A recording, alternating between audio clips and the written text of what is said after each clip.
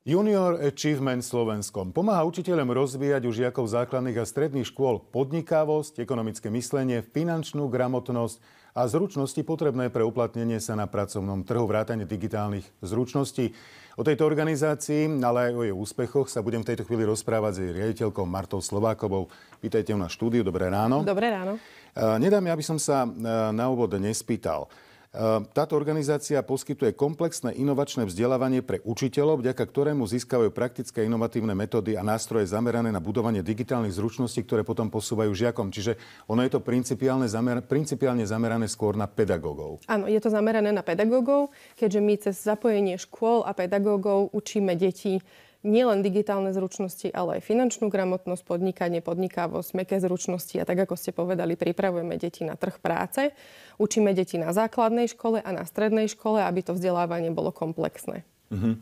O tomto programe sa hovorí ako o zážitkovom vzdelávaní. Prečo zážitkovom a ako k tomu pristupujú tí pedagógovia, keď sa o tom hovorí ako o zážitkovom vzdelávaní? Zážitkové pretože zanechávame v deťoch aj v tých učiteľoch nejakú emóciu.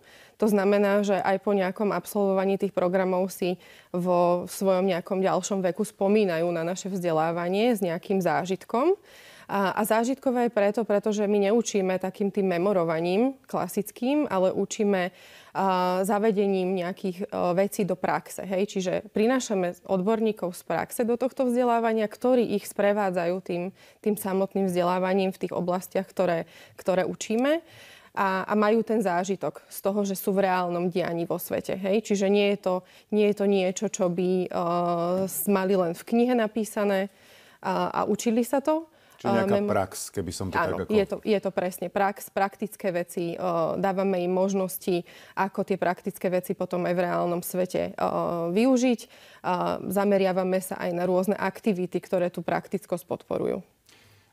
Dočítal som sa, že to je nielen pre študentov vysokých, stredných škôl, ale dokonca aj žiakov základných škôl. Základné a stredné školy. Vysoké nie sme. Na vysokých školách nie sme. Čiže len základné a stredné. A ako na tých základných školách, lebo to sú predsa len deti, ako k tomu pristupujú, k takémuto niečomu? Je to naozaj také zážitkové pre nich vzdelávanie? Áno. Začíname v podstate od prvého ročníka na základnej škole, kedy v podstate tie detičky malé si prechádzajú hravou formou tým vzdelávaním, čo je to finančná gramotnosť, čo sú to peniaze, ako s nimi narábať, aké sú inštitúcie, ktoré tie peniaze u nás spravujú.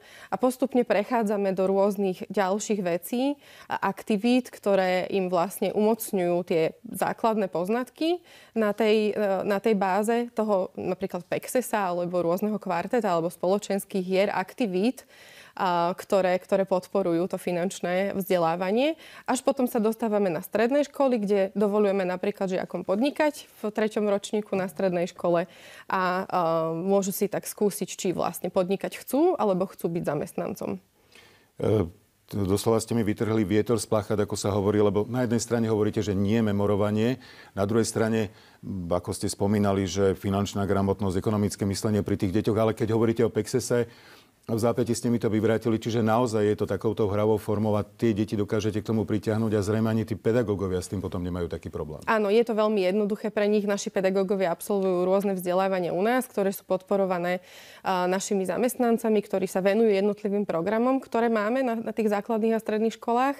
A v zásade podporujú potom u tých detí to vzdelávanie, ktoré je veľmi potrebné, pretože klasický školský systém má v nejakej časti zavedené vzdelávanie finančnej gramotnosti, ale potom sa už nedostávame do toho praktického vzdelávania, ktoré zase podporujeme my.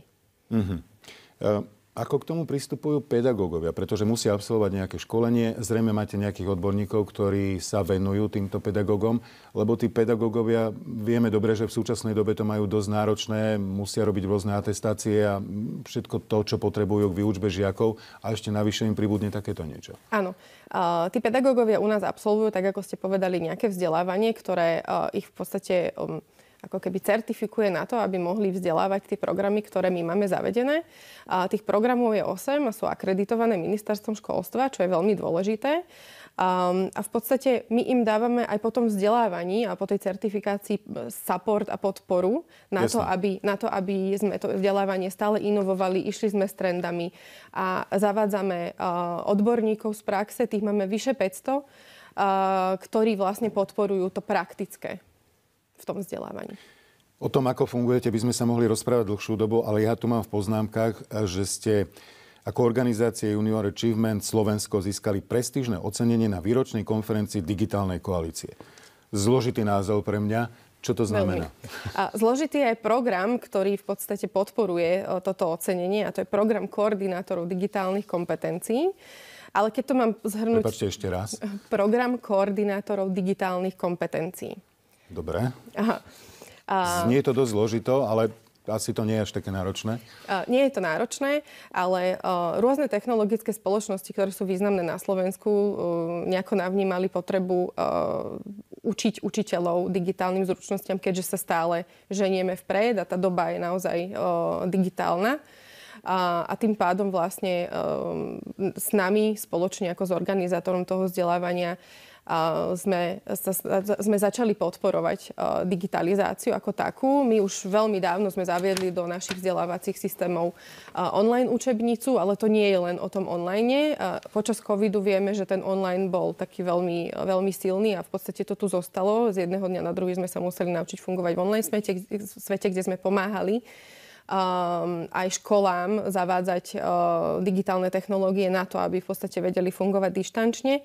Ale tento program a to ocenenie je v podstate za akýsi prínos v rozvoji digitálnych zručností, v oboznavovaní sa v kybernetickej bezpečnosti, zavádzaní digitálnych platformiem do vzdelávania a nielen do informatiky, ale do všetkých predmetov. Hej.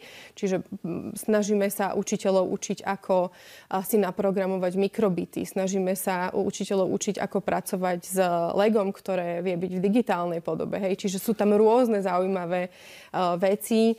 To je to zážitkové vzdelávanie. Áno, a umelá inteligencia nepochybne tam patrí tiež. Čiže naozaj sa snažíme tým učiteľom prinášať takéto zaujímavé veci pomocou tých znovu odborníkov z praxe, aby potom aj tí deti mali naozaj to zážitkové vzdelávanie, aby sme išli s dobou, ktorá tu naozaj je v tom digitálnom svete taká, aká je.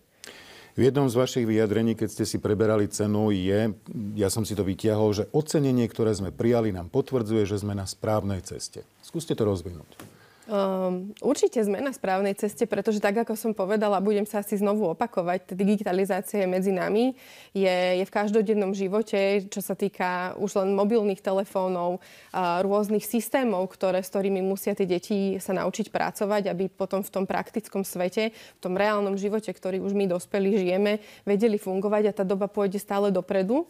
A treba v podstate tie deti na to pripraviť, aby potom nevhúpli do toho sveta v 18 rokoch naozaj, že s otvorenými očami a boli prekvapení, že čo ich tam čaká a nedaj Bože ich to položilo. Čiže potrebujeme rozvíjať.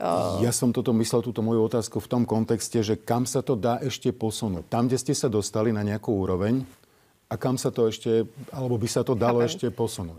Stále sa to niekam posúva, stále tí odborníci z tej praxe nám pomáhajú vytvárať nové a nové veci, ktoré chceme učiť a hlavne sa to týka tej umelej inteligencie. Čiže tam sa to posúva momentálne. Vy ste spomínali, ste sa pochválili, že ste navrhnutí aj na iné ocenenie. Áno, globálne, keďže Junior Achievement pôsobí aj na globálnej úrovni v 115 krajinách, tak sme tento rok boli druhýkrát nominovaní na Nobelovú cenu mieru za rozvoj mladých ľudí. Za rozvoj mladých ľudí pretože keď to robíte dlhodobo, tak potom tá krajina má nejaké iné výsledky, je krajina stabilnejšia, má vzdelanejšiu populáciu a ekonomicky rastie. Je zaujímavé, ako som sa dočítal, že táto organizácia, vlastne návrh na vznik tejto organizácie prišiel ešte v roku 1992, prišiel s ním, ako som sa dočítal, Tomáš Baťa. Áno, pán Tomáš Baťa mladší, to bol syn pána Tomáša Baťu, ktorého všetci určite poznáme a Baťa nás zdobí dodnes v niektorých nákupných centrách, čiže vieme, čo to je. Pán Tomáš Baťa mladší prišiel s myšlienkou zo zahraničia, z Ameriky, s tým, že tam videl toto zážitkové vzdelávanie, videl, ako to tam funguje a priniesol to aj na základe toho, ako žila tá firma Baťa a aj stále žije tou firemnou kultúrou a všetci vieme tú históriu určite, že ako to tam celé prebiehalo. A priniesol to, aby tí mladí ľudia sa mohli vzdelávať. A v podstate už 31 rokov plníme tú jeho misiu, ktorú sem doniesol. Toto je veľmi zaujímavá téma, lebo to naše školstvo je tam, kde je proste je to trošku náročné, to vzdelávanie tých detí a toto vlastne prináša niečo nové, čo by naozaj tie decká a takisto aj tých pedagógov mohlo posunúť niekde ďalej. Určite. My tým, že znovu sa budem opakovať, robíme strašne veľa aktivít cez vzdelávanie na základných a stredných školách a rôzne innovation campy, ideatóny, hackathony, spolupráce so spoločnosťami, ktoré si žiadajú ako keby tie aktivity, keďže aj oni riešia nejaké zaujímavé témy a nevedia si s ním možno rady, tak prichádzajú za nami, aby sme v podstate mohli tie deti do toho zapojiť, pretože tie deti nemajú bariéry pred sebou. Hej? Čiže vedia možno jednoduchšie prísť na nejaké zaujímavé, inovatívne riešenia, ktoré potom tie spoločnosti využívajú. Náš čas sa naplnil. Ja vám držím palce, pretože dnešné deti sú naozaj náročné. Aj na vzdelávací proces, aj všeobecne na život. Tak držím palce, nech sa vám darí, aby sa naozaj tá digitalizácia posunula niekde ďalej. Ďakujeme veľmi pekne. Majte sa. Dovidenia.